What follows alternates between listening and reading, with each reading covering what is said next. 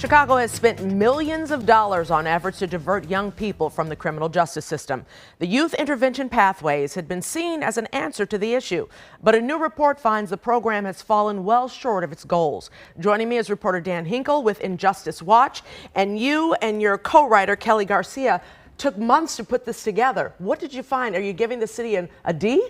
Well, I don't know that we were going to assign a letter grade, but we set out to look at how the city's new program was doing, basically serving these kids who might need stuff, right? They get arrested by the police and they might need housing, food, clothing, things like that.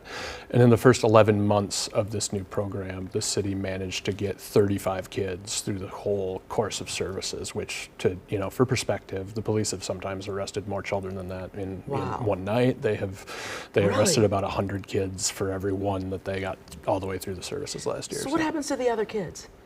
I mean, a lot of different outcomes. I mean, some of the kids they just go home. Some of the kids end up in court or jail. Or back again. This was something that was initiated by Mayor Lori Lightfoot and instituted by Mayor Brandon Johnson. Did you get to talk to them about this? No, I didn't. I requested to speak with both Lori Lightfoot and Mayor Johnson, and both of them told me no.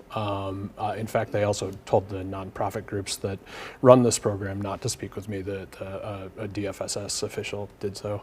And we also had to, Injustice Watch, my organization, had to sue the Department of Family and Support Services to get the records that some of the records we used to write the story. What do you think will come of your story? Will it make changes? I mean, you're mentioning a lot of things like the police department is slow to adopt this change, nearly 5 years behind in writing court-ordered rules telling officers how to deal with children, things like this, which was supposed to be eliminated or alleviated after this happened.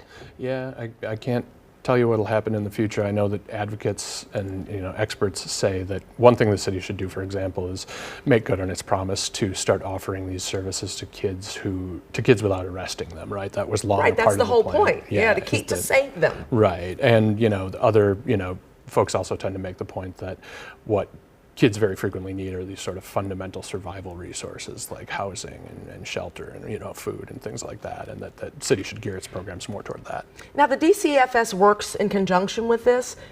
Does it or does it not? DFSS, the Department of Family and Support Services. All right, because I was going to say DCFS has been under a lot of scrutiny lately. Yeah, and that would be a problem. But it sounds like the whole system's broken.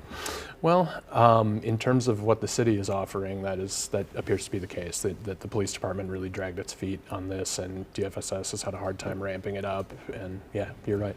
And it took 5 years before it to even be implemented. Well, they started working on it around 2020, when the previous version of this effort melted down. Yeah. So what's the answer, or do you find an answer through this investigation? What would you give as advice from doing all of this research? What months of doing this research? Well, I don't know that I'm qualified to give advice, but I think that what I would say is that at the end of our story we say sort of what the experts and the advocates want done, which is to provide more fundamental services to kids, housing, food, shelter, things like that, and also to everybody seems to, even several city council members are in favor of we got to start giving these services without arresting the kids. It's a shame that the kids seem to always fall through the cracks. Yeah, definitely. I've had a long career covering criminal justice, and I've seen a lot of that. Is there a follow-up to your report, you think? There may be. If anything happens, the city does anything in response to our report, we would certainly cover it. And Injustice Watch is definitely going to continue on the youth justice beat. So, yeah. Dan Hinkle, thank you so much. And thanks to Kelly Garcia, who you worked with on this. Absolutely. All right, take care. Thank you very much.